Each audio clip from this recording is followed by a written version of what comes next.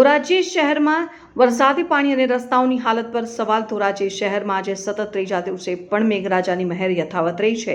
શહેરના અનેક વિસ્તારોની ગલીઓમાં વરસાદી પાણી ભરાઈ જતા લોકોને અવરજવર કરવામાં ભારે મુશ્કેલીઓનો સામનો કરવો પડી રહ્યો છે. આ સ્થિતિ વચ્ચે એક મહત્વનો સવાલ પણ ઊભો થાય છે કે શું ચોમાસા પૂર્વે કરવામાં આવતી તૈયારીઓ પૂરતી અને અસરકારક હતી? વરસાદની શરૂઆતના દિવસોમાં જ અનેક રસ્તાઓ પર પાણી ભરાવા અને ખાડાઓ દેખાવા લાગ્યા છે. ધોરાજી શહેર પહેલેથી જ રસ્તાઓના ખાડાઓ માટે ચર્ચામાં રહ્યું છે, ત્યારે નગરપાલિકા દ્વારા રસ્તાઓના વિકાસ અને સમારકામ પાછળ થયેલા ખર્ચા અને લાંબા સમય સુધી ચાલેલા કામ છતાં જો વરસાદના પ્રથમ તબક્કામાં જ આવી પરિસ્થિતિ સર્જાતી હોય તો તે ચોક્કસપણે વિચારવા જેવો વિષય છે.